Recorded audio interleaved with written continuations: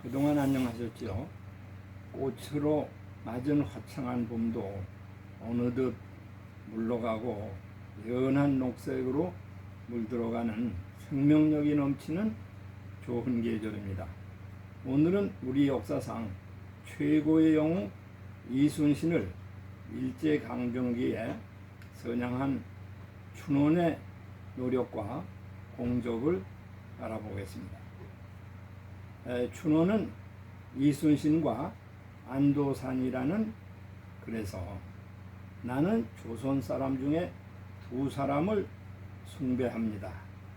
한 분은 옛날 사람으로 이순신이고 다른 한 분은 오늘날의 사람으로 안도산, 즉 안창호입니다 라고 얘기한 적이 있습니다. 우리가 지난번 이야기할 때 춘원이 사릉에서 1947년 안도산, 즉 도산 안창호를 썼다는 말씀을 드렸습니다. 이 책이 바로 1947년에 나온 도산 안창호입니다. 내면에 보면 이러한 글들이 있습니다. 즉 도산 안창호, 그리고 김구의 일심구국 한 마음으로 나라를 구했다 하는 글, 안도정신 백산기상으로 당시 이승만 대통령의 글입니다. 뒤에 춘원이 이순신에 대한 소설을 쓸 때 이런 얘기를 합니다. 이순신에 관해서는 옛날에 소년이란 잡지에 우리 영웅 충무공 이순신이라는 신체시를 내가 쓴 적이 있었습니다. 이런 이야기를 합니다. 그러면 일제감정기에 춘원이 어떻게 이순신을 선양했는가 하는 점을 4단계로 해서 살펴보겠습니다. 우선 우리가 상당히 주의를 해서 보아야 할 것은 일제감정기라는 시기입니다. 바로 이 시기는 학교에서 우리 말과 글, 역사를 배울 수 없는 시기였습니다. 그리고 일본인이 가장 싫어할 우리의 영웅을 칭송했다는 것은 대단한 용기와 모범이 아닐 수 없습니다. 당시 우리 땅에서는 민족이 이처럼 이순신에 대한 역사를 알지 못한 시기였기 때문에 그의 노력은 더욱 빛나고 위험하고 또 애국적인 시도다, 이렇게 생각할 수가 있습니다. 춘원은 시에서 우리 영웅 이순신을 소년이라는 잡지에 실었습니다. 무려 64수나 되는데 앞에 보면 명월포에 밤이 깊었도다, 연일 고전에 피로한 장사들은 깊이 잠들고 콧소리 높도다. 그 다음에 생략하고 청구의 낙원으로부터, 청구는 우리나라죠, 큰 사명을 다할 때까지 찬양하고 노래하리라. 우리 영웅 충무공 이순신. 그러니까 아주 초기부터 충무공에 대해서 대단한 숭배와 관심을 가졌다는 걸 알 수 있습니다. 다음은 두 번째 문제입니다. 두 번째 문제는 충무공의 유적지, 전적지를 답사하고 신문에 연재한 겁니다. 춘원은 당시 동아일보의 편집국장으로서 1930년 5월 19일부터 6월 1일까지 온양에서 출발해서 이순신의 전적지 목포, 여수, 벽파진, 통영, 한산도, 고금도 등을 답사하고 5월 21일부터 8일까지 동아일보에 연재했습니다. 그러니까 이것은 당시 이순신의 존재를, 이순신의 전쟁을 알지 못하던 우리 민족에게 대단히 중요한 성과이고 또한 노력이었다고 할 수 있겠습니다. 그는 이 글에서 민족의 은인이고 민족혼의 조상으로서 숭배하는 마음을 숨길 수가 없어서 고금도에 가서는 대단히 울분을 토합니다. 왜냐하면 고금도에 가니까 사당이 있는데 그 사당은 이순신 사당이 아니라 관운장을 모신 관악묘였습니다. 이 관악묘의 한 구퉁이에 이순신을 모셔놓은 것을 보고 대단히 이통해서 탄식을 합니다. 그래서 그 당시 그는 고금도에서 이 꼴을 보고 고금의 역사를 생각하니 비분으로 가슴이 터질 것 같다. 자기 조상을 낮추고 남을 숭배하는 우리들을 낳은 조선을 참으로 통탄하지 않을 수 없다고 썼습니다. 지금 생각해도 아마 이 문제에 대해서 춘원을 비판할 수 있는 사람은 아무도 없을 겁니다. 다음으로 유적 보존 사업과 현충원의 재건에 크게 공헌했다는 점입니다. 원래 숙종 32년에 즉 1706년에 현충원이 온양에 설립이 됩니다. 그러나 1863년 흥선대원군의 서원철폐를 통해서 결국은 철폐되기 때문에 그 당시 1930년대는 현충사가 없었습니다. 그뿐만 아니라 1930년 후손이 위토 관리를 제대로 못해서 충무공의 묘역과 위토 전체가 경매 처분의 위기에 처하게 됩니다. 그때 진 빚은 2,100원 정도였습니다. 당시 액수로서. 이에 동아일보는 대단히 분개하면서 우국지사들이 모여서 충무공 유적 보존을 해야 된다는 모금운동을 벌이게 됩니다.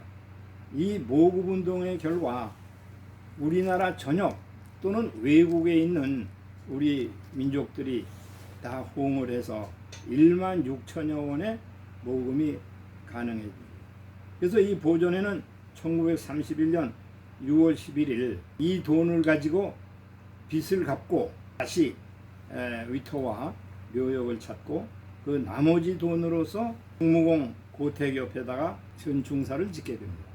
그러니까 원래의 현충사는 대원군 서원철폐로 없어졌고 당시에 현충사가 새로 지어진 겁니다. 이를 주도한 것이 인사들은 일제당국의 압박과 내사를 받았으니 그 당시 편집국장으로서 이를 언론을 통해서 주도한 춘원에 대한 입장은 어떠했겠습니까?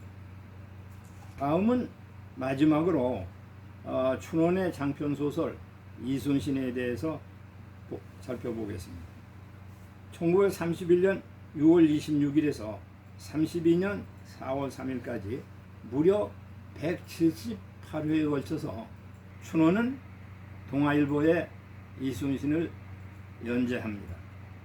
순 우리 글로 연재한 것은 당연하죠.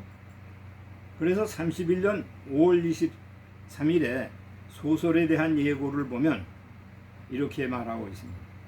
눈물겨운 이 기회에 거룩한 감격으로 우리의 충무공을 주인공으로 한 소설을 세상에 내보냅니다. 그 강산, 그 인물과 그 기록, 그 모양을 이 강산에 그대로 재현시키려 합니다. 참으로 그 기계와 뜻이 대단함을 우리가 느낄 수 있습니다. 다음에 작자의 말, 그러냐 글을 쓰는 사람의 말에서 얘기하는 것도 우리들의 가슴을 찡하게 합니다.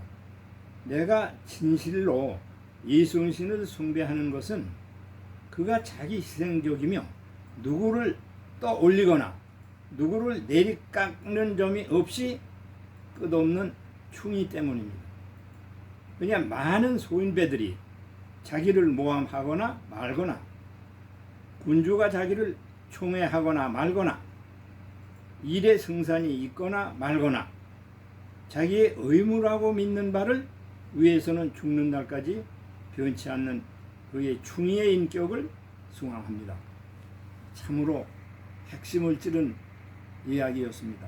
우리가 알다시피 충무공은 그 당시 많은 그 유학자들 또는 권세가들로부터 또는 국왕으로부터 사랑을 받지 못하고 거의 극형에 이를 뻔하기도 한 점을 우리가 너무나 잘 알고 있지 않습니까? 그래서 소설을 마치면서 그는 마지막 회에서 이런 이야기를 합니다. 이순신은 헌무 1등 공신이 되었다. 그러나 그까짓 것이 뭐 그리 중요하겠습니까? 사랑하는 동포들이 그를 제사 지내는 것, 이것이 중요한 것이지. 적을 보면 도망치기에 바빴던 무리들이 정권을 잡아서 300년 호화로운 꿈을 꾸는 동안 우리 강산에는 나무가 없어지고 강에는 물이 마르고 백성이 가난해졌지 않습니까? 그가 돌아간 지 334년 4월 2일에 조선 500년의 처음이요 나중인 큰 사람 이순신, 나는 그를 진심으로 그리고 그의 슬픈 인생을 그립니다.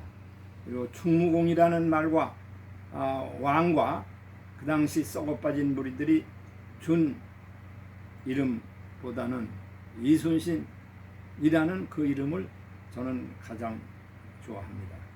이것이 178회 마지막 회의 마지막 문장이었습니다. 2022년에는 문화재청에서 국가등록 문화재로 지정 예고한 것이 그 당시 현충사 중건을 위해서 헌금을 했던 사람들, 모금에 참여했던 사람을 찾아서 그 후손들에게 감사장을 전달하기도 했습니다. 대단히 의미 있는 역사적 일이지요. 그래서 그 당시 괴산의 윤기옥 할아버지 64세는 우리 할아버지의 뜻깊은 참여로 그러한 국가의 중요한 역사적 뿌리를 찾게 되어서 진심으로 감사한다는 말도 썼습니다. 우리가 알다시피 춘원은 모든 사람이 모르는 사람이 없지만은 어린아이에서 어른까지 그 당시 춘원이 살았던 1931년 30년대 초 일제감정기, 학교에서는 우리 말과 글과 역사를 배울 수 없던 시기, 우리 민족에게 이순신의 모습이 거의 알려지지 않았던 시기, 그의 전적지를 답사하고 현충사를 짓는 데 기여하고 또 178회의 소설을 통해서 이순신을 선양시킨 공적은 누가 뭐라고 해도 아마 불멸의 공적으로 남을 것입니다.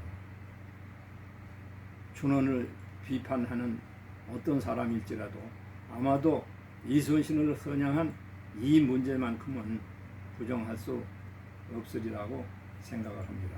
춘원 연구학회에서는 37책의 춘원 전집을 내고 있는데 바로 작년에 그 전집 중에 이순신이 태학사에서 나왔습니다. 450여 페이지가 되는 이 책은 춘원의 원래의 그 저서를 요즘에 쉬운 말로 다시 바꿔서 쓴 귀중한 출판적 성과이기도 합니다. 그래서 여기서 보시다시피 도산 안창호 그리고 충무공 이순신, 자기가 숭배하는 두 인물에 대한 춘원의 대작이고 또 역사적인 공적이라고 하겠습니다. 감사합니다.